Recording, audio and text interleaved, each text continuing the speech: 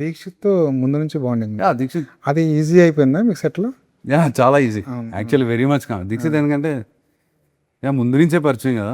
Also మరి ఇప్పుడైతే John దగ్గరలో ఇద్దరం ఏదన్నా మీ ఇద్దరమే షేర్ చేసుకుంటాం వాట్ ఎవర్ థింగ్స్. సో మనతో చేయడం ఎప్పుడైనా కంఫర్టబుల్ స్పేస్. ఏంటి కథ ఇంతకీ? ఫ్రెండ్షిప్ గురించా, వాళ్ళ మధ్య ఉన్న దూరం గురించా, ఏంటి అసలు కథ ఒక మాటలో చెప్పాలంటే? అన్నీ కనిపిస్తున్నాయి ఆ ట్రైలర్ చూస్తుంటే. కథ అది మదం, ఆశ్చర్య, కామక్రోధం అంటారు కదా. అవును. The basic 4 emotions.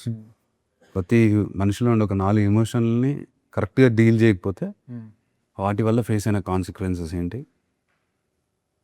Internal struggle. Kiran ఎప్పుడు కనేటోడు. దావుద్ ఇబ్రాహిం, దావుద్ ఎట్లయింది అనేది చాలా సినిమాలు ఉన్నాయి. కానీ దావుద్ వాడి పిల్లంతో ఎట్లుంటాడు, వాడి గర్ల్ ఫ్రెండ్తో ఎట్లుంటాడు, వాడి బెస్ట్ ఫ్రెండ్తో ఎట్లుంటాడు, వాడి ఎమోషన్స్ ఏంటి, వాడి కోపం వచ్చినప్పుడు ఎట్లా బిహేవ్ చేస్తాడు, వాడు తీసుకున్న డెసిషన్ వల్ల ఎంతమందికి ఎఫెక్ట్ అవుతుంది. సో ఆ ఎమోషనల్ సైడ్ ఆఫ్ ఏంటి, వాడి ఎమోషన్స్ ఏంటి బేసిక్. ఒక రూత్లెస్గా బతికేటోడికి వాడు ఎంత మూర్ఖుడైనా ఇంటికి వెళ్ళి పిల్లల దగ్గర అన్నం పెట్టాను అంటాడు. వాడు అడవి కూడా అడవి అలుగుతుంది, నువ్వు ఎంత కాదన్నా. నువ్వు గ్యాంగ్స్టర్ అని చెప్పి వాడు అలగకుండా ఉండదు, అలుగుతుంది, దాన్ని కూడా చీరలు కొనిస్తాడు. సో ఆ స్పేస్ బయట నుంచి కాదు, inside of internal struggle. Right. ప్రతి క్యారెక్టర్కి ఇంటర్నల్ స్ట్రగుల్స్ మీద డిస్కస్ చేసే సినిమా. అంటే గ్యాంగ్స్టర్ కథలు చాలా వచ్చాయి, వాటితో పోలిస్తే ఏంటి దీంట్లో స్పెషాలిటీ?